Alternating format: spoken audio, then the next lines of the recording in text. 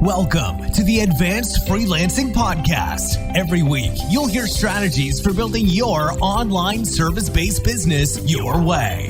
And now, here's your host, veteran freelancer, author, and TEDx speaker, Laura Briggs. Hey everyone, we're back with another episode of the Advanced Freelancing Podcast. And I know a lot of you are always questing after how to pitch, network with, and even have ongoing relationships with high profile clients, but may not be going about it the right way, either before you pitch them or during and after when you want to maintain that level of professionalism. So my guest today is going to speak directly to that. Welcome to the show, Jordan. Thanks for having me, Laura. Appreciate it. Excited to be here. You have such an interesting background. Like, I'd love for you to just sort of tell the audience kind of what is your experience in freelancing and what brought you to this point where you're at today? Yeah, so freelance-wise, I started back in 2017. Luckily enough, was able to work with a very high-profile client in Alicia Keys when I first started my company and decided to freelance. Currently, right now, I am the president and founder of MMP Digital, which is the same company that I started back in 2018. We are a new age, full-service, remote-only freelance/digital branding group. So what I mean by that, with full service, we offer all services across the digital landscape, from e-commerce, influencer marketing, paid media, social media, so on and so forth. My employees and my staff are all freelancers full-time, as well as they are remote only. So they can work from wherever they want in the world today, as long as they have internet access, they're accountable and trustworthy. And then by building out branding groups, what I mean by that is building collectives of experts. So freelancers across different channels and different avenues, bringing them together to basically build an all-star team or a world-class team for top brands and, top talent across the world. So yeah, that's what I'm focused on right now and excited to kind of dive, in deeper. Awesome. I always love hearing from other business owners when they are using freelancers as well. It's kind of like my commitment to every project I do is to try to use high quality freelancers whenever I can, because of course that's, my niche, and I want to support other people who are working the way that I work and how I built my business. So it's probably hard for some of my listeners to imagine how you go from sort of just starting your company and then getting to work with a high profile, like big name that people recognize. Can you talk a little bit about like what freelancers should know? Like, is that reasonable to expect, or was that just sort of like happenstance and luck that got you there? I'm kind of curious. A lot of people say like, oh, I'd love to work with Disney or, some insert other big name here. And I'm curious about your perspective on how that works. How do you actually stand out, especially as a newer freelancer? Yeah, to that, I think everything in life, right? It starts with building a foundation and then building blocks from, different plans, different goals. And for me, I worked at a couple of top agencies in the advertising space that kind of gave me the credibility as well as that foundation of knowledge where I can step into a conversation with a high profile client and celebrity. And trust me, I was very nervous during it, but I was able to speak to things that she didn't truly, her team didn't understand. And I was coming in as the expert to kind of relay this message. It's to that point of how did I get that job and how do you get a gig with some high profile brand or client? A lot of it comes with luck, right? A lot of it has to do with being at the right place at the right time. And then the other half of it is executing and making sure that you're delivering on whatever you're promising to that client. For freelancers out there that are looking to, sell their, pitch their services and sell their business to large clients or large, celebrities, my best advice would be just have confidence in yourself, speak your truth. And if it's meant to be, it's meant to be, and when I interviewed for my job with Alicia, I went through 9 rounds of interviews and it's not easy. But at the same time, I looked at it as a challenge. I, came to that challenge and I made sure I put pedal to the metal, worked my butt off, studied every night, made sure I knew everything inside and out for my proposal. And then when the moment came, I made sure to kind of be in that moment, be present, and make sure that you're putting your best foot forward. And, sometimes it can be nerve-wracking. So find something, any kind of routine, meditation, in your life, your world, that gets you to calm down and creates a little less anxiety. But it's always normal and healthy to have those butterflies in your stomach during those moments, because in my mind, that means you're doing something right and you're in the right position at that time in your life. So yeah, I would say, obviously it comes with a little bit of luck, but it also comes with hard work, execution, and just basically finding the right outlets to put yourself in touch with people of that status. Excellent tips. I mean, I love the fact that you shared how many rounds of interviews you went through and how much you prepared for each of those different phases. Because I think some freelancers have this dream in their mind of like, oh, I'll just pitch this high profile person, this celebrity, this well known brand, and I'll target their CEO or CMO, and they'll just write back and be like, hey, yeah, let's work together. It rarely it really works out that way. So, one question I'd have for you is, it seems like a lot of these higher profile freelance clients have gatekeepers and might also be, just in general, a little bit harder to catch their attention when you're sending out marketing messages, just because they're probably receiving so much information from, whether it's fans or the press or other people pitching them services. How do you stand out from the crowd and really showcase your expertise given those facts? I think a lot of it has to do with your strategies, right? And I think when you do get to them, if you are able to, it'll show them that you are able to go through all these hoops and hurdles to even get in front of them. And to them, I think that they know that it's very hard to get to them. They have so many barriers and so many, as you said, gatekeepers in their own team to make sure that they're protected because they are so high profile. That when you get through that, they're already kind of impressed in the way that, oh, wow, like you're here. And how do you get there? I think a lot of it has to do with strategy. So, find people who are working for that talent currently, if you're in the advertising space, people who have done creative work for them, put out films, videos, get in contact with those people, have conversations with them. And they have to, understand that this is not something that happens overnight, right? It could take a year or two to get your first interaction or first moment with that person that you've been, your goal has been to be put in front of them and share a proposal.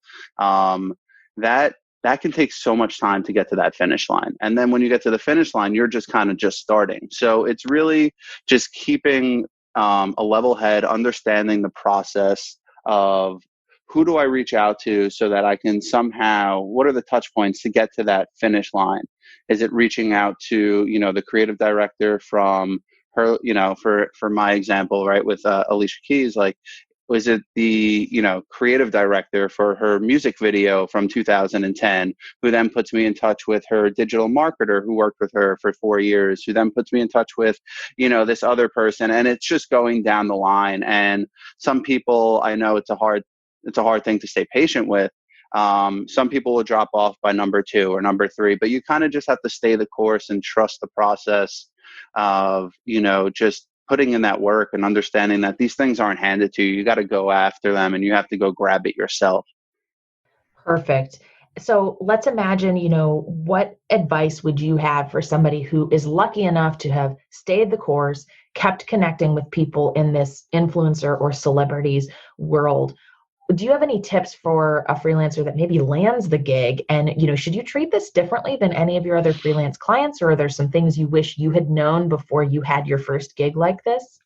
It depends on your priorities. Is your priority to have big name clients where, you're going to probably be working harder, maybe making the same money? You are the person who has to find those answers. It can't just be my opinion and other thought. If you're a thought leader in the space or business owners out there, they can provide you some guidance. But at the end of the day, it's what do you want out of this?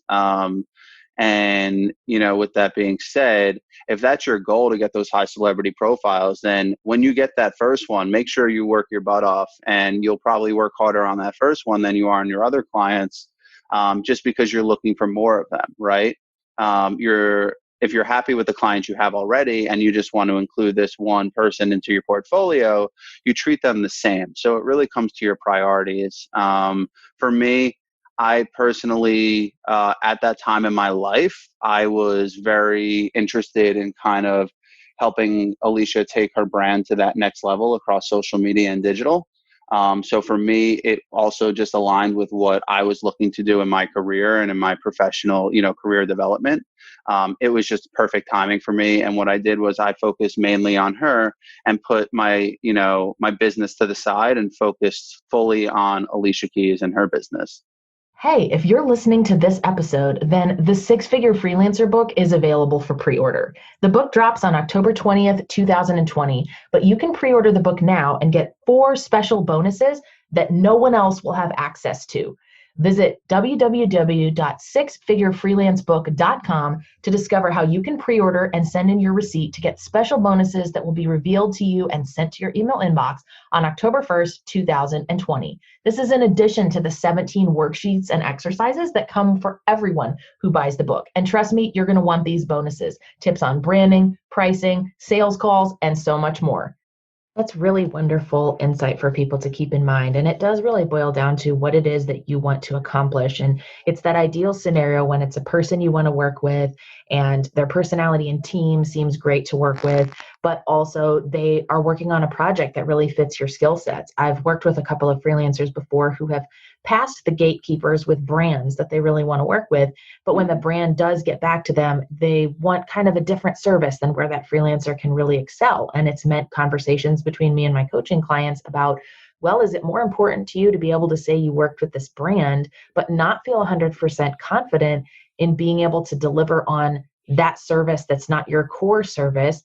Or is this just an opportunity for you to keep the pipeline open and let them know, hey, like, I don't offer social media management, but if you do have content creation needs for your blog, call me up. So it always comes back down to what's going to work best for you. Yeah, and I think to that point, we're moving into different times today, where I think freelancers, if you really want to boost your business and help yourself, I think that it's important to network with people who complement your skill sets. Where I mentioned earlier about my company, we're full service. So I basically understand that if a client needs creative work, influencer work, paid media work, I want to be able to help them and service them. And what I've done is kind of built out my network across the board where I have those experts in those different lanes. And if you're a freelancer, you can look at other freelancers as competition, but a lot of the time, right, if they're not in your lane and they're in other lanes, it's probably better to team up and partner with those people. And that's basically kind of my business model of building out collectives, is I would be that point person to build out that world-class team. I think freelancers can take that approach where it's like, if you have this in with this client or brand, it's very helpful to that brand or that client. You're creating value. You're providing them with value. If you're saying, hey, listen, like, I can't provide social media work, but I know someone who's great at it and can, right? And then through that, maybe you can make some money through a referral fee with your connection, that freelancer. And it's always, I'm a big believer in karma. When you do right by other people, they'll do right by you. It's something that my family has ingrained in me since I'm a kid. It's the truth. You take care of people, they're going to take care of you. So when you take care of that brand, by finding them this talent so they don't have to go and search, and then you help your friend who's looking for a client, it's a win-win, because when that brand is looking for people in your skill set, they're going to come to you. Or even if it's a different lane than what you know, maybe you can find another freelancer and just start bringing in these referral fees while you're also continuing with your freelance business with other clients. So I think it's, a matter of getting creative with it. Also understanding that we're all in this together. So yes, you have competition, but it's also great to provide value, even if it isn't necessarily meaning all the money's going in your pocket. Now, something we talked a little bit before we jumped onto this podcast was, with every client that you work with, they might ask you to sign certain paperwork, non-disclosure agreements or confidentiality and those types of things. So you should always abide by those general guidelines and general professionalism guidelines. But I'd imagine there's an extra layer to it, both the legal component and then just you wanting to be professional with how you speak about that experience after the fact. Do you have any tips for freelancers who might be wanting to work with higher profile clients or brands as far as like what you should expect with how you can talk about it when you're done working with them, or should you talk about it at all? I mean, I'm just sort of curious if there's any differences between any other client that we might have. A lot of my clients, for example, I can't share their names because they're attorneys and they don't want someone knowing that a non-lawyer is writing their website. But I imagine that with higher profile and celebrity clients, that's an issue too. And then there's also just that respect component of it. Like, hey, I'm not going to go into great detail about all the things I did to develop your strategy and what you were like to work with and all of that.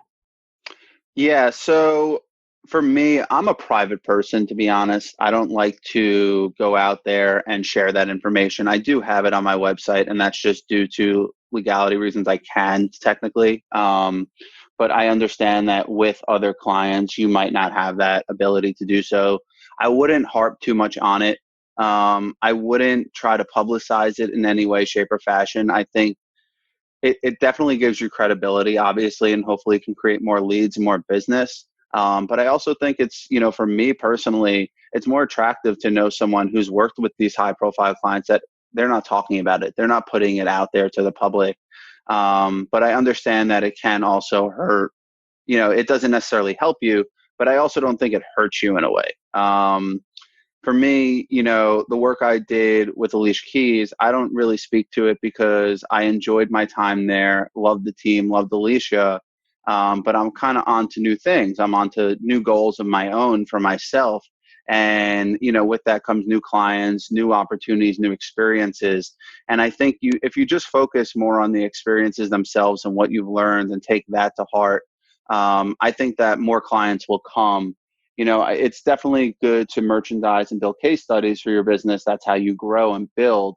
But when it comes to high profile celebrities, unfortunately, or even big brands, right? I mean, a lot of brands out there take all ownership on your stuff. So at the end of the day, it's kind of the nature of the beast and what you have to deal with, right? I don't think it should handcuff you. I don't think it should stop you from taking things to that next level. I just think you need to focus kind of in on yourself rather than understanding, right? Like, what are the ways around it? What are the loopholes around it? Because when you put too much energy into finding the loopholes, you're not focused on the process and you're not focused on your own growth and development. So, yeah, I mean, like I said, I think when it comes to the legal aspect of it, unfortunately, when you're dealing with celebrities like that, of that status, they're going to include that legal work because listen, everyone wants a piece to some extent, right? People want to know what they're doing, what they're saying, who's working for them, and what they're like on a day-to-day basis and behind the scenes. But realistically, if you're working with talent like that, you're going to have to sign those papers, and you're going to have to understand that that's what you get from working with someone of that status. Really helpful information. Now, it sounds like you have done a lot of work in your own business to build up relationships with the freelancers that you subcontract work to, Yep. and to make that into long-term relationships whenever possible. Do you have some tips from your perspective as a client, like maybe some things you've seen freelancers kind of do wrong, either to shoot themselves in the foot before they start working with you, or ways that they can increase the likelihood of getting to partner with a long-term client like you? It all has to do with education, kind of training, where you've worked. Everyone I'm sure has their own standards. So for me, when I hire freelancers, I have certain standards that, they have to match and they have to meet. And it's not to be rude, but it's because it's a representation of my business and who I am. So my reputation's on the line, my name's on the line. So I need to make sure that they're accountable and they're trustworthy. And it's not something that's simple to come about. It takes time. It builds a lot of conversations, and it also builds, just repetition and testing to some extent, right? But I will say, one thing I do want to speak on, it's a little not off topic, but it has to do kind of with this question, but it's more about freelancing right now and where we are today with this pandemic. And I think that there are so many people out there that unfortunately it's just such terrible times right now for the economy, for businesses, for employees, for the whole world, right? And I want to, Mark Cuban put out something the other day where he was speaking about how now is an opportunity to be innovative and create America 2.0. A vision I've had is that I truly believe that remote only work is the future, and I believe freelance work is the future. So right now, so many people, unfortunately, like I said, have lost their jobs. And when, hopefully when the economy gets back up and running, hopefully sooner rather than later, these people are going to be deciding, what do I want to do? Do I want to go back to an employer and work for a company and get a steady paycheck, um, and, do my 9 to 5?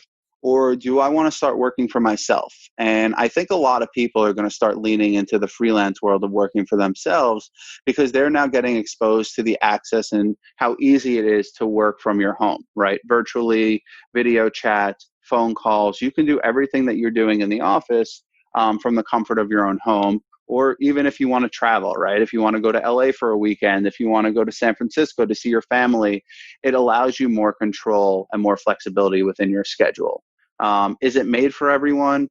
It's made. I personally believe I'm made for it to some extent. It's not something that you just jump into and you just own it. You got to learn. You learn a lot about yourself. You learn a lot about being a business owner, the business world, psychology, people. There's so many things that come with it, but at the same time, you're growing. And I think that a lot of people, instead of being complacent, they want to rebuild now. And they're thinking about how can they personally grow. And I do believe all of that talent that have worked at these companies that are unfortunately going to go under, they're going to be all out there and there's going to be so much supply. And I think instead of going, as I mentioned, back to these bigger companies and working for these larger conglomerates, they're basically going to say, you know what, I can do this myself and I'm an expert in the space. And I just need to figure out, who are the clients that I want, who are the people I can partner with, and how can I make this into a bigger business and actually scale. So I'm very excited. I know obviously it's dark times. It's not, tough times right now on everyone, but I'm excited to see how we come out of this because I think we're going to be moving into a very different business structure and business world. And I think that, as I mentioned, remote only work is going to be huge. And I think that kind of goes hand in hand with freelance work as well. Yeah, I couldn't agree more. I also think there's going to be a growing number of people that, even if they stay in a remote position or they do go back to a more traditional day job, it's just smart to have multiple streams of income. A lot of people who were doing things that required in-person service-based businesses, I know hairstylists are just one example, were hit tremendously hard because their income for their salary as well as any tips was just like decimated when they can't do that in person anymore. And so having some type of a side hustle is a smart idea to protect yourself from being taken down to the zero mark if something were to happen. If you were laid off, if your company closed, if something else happened, it's always good to diversify. And so if you're home now and you're looking for different opportunities, now's a really great chance to look at different side hustles. And of course, we have a PDF resource guide at betterbizacademy.com/side hustle, the top 24 most profitable freelance side hustles to start in 2020. So if you're like, I don't know what to do and I don't know which one I'd be good at, that's a great place to start. Well, Jordan, thank you so much for your insight during this episode. I know it's definitely a hot topic with a lot of people, and I think you shared, sort of some inspiration behind it and also setting some expectations of what can you really expect when you're pitching and working with a company like this and after the fact. And I think it's good to balance both of those things. So thank you so much for coming on the show today. Absolutely. Thank you for having me, Laura. And, one last note I want to add is, for everyone who's listening, for the freelancers out there, everything comes back to human touch and the human element and how do you treat people and how do they treat you? And I want to make sure, I just note that because it's something that I think we kind of lost focus on over the last couple of years. And I think now with times today, it's kind of reiterating how important it is, your family time now that we're locked up, right? That time is most important. And, focus on the human touch, understand it's a process, and just keep grinding. That's really it at the end of the day. Keep hustling, keep going for your dreams because you got one life to live and might as well do it, right? Do it right. Yes, and people are craving that human connection, even if you can't do it, physically, even with your clients. I think just the more you can do to show your individual approach and who you are as a person, the more people are likely to connect with that, especially right now. So it bleeds into your personal life and your professional life as well. So that's important advice to keep in mind. Well, Jordan, where can people go to learn more about you and the services that your company offers? Yeah, so you can, reach me on my website, www.mmppdig.com. You can also reach me on LinkedIn as Jordan Fox, or you can follow me on Instagram, Facebook, or LinkedIn for my business, MMP Dig or MMP Digital. So yeah, I mean, those are the places that you can reach me, and please feel free to reach out if you have any questions, want any advice. My email address, I'm happy to share it on here as well. It's jordan@mmpdig.com. So that's jordan@mmpdig.com. Feel free to reach out if you have any questions, want any advice. Happy to talk. All right. Well, thanks so much for tuning in, everyone.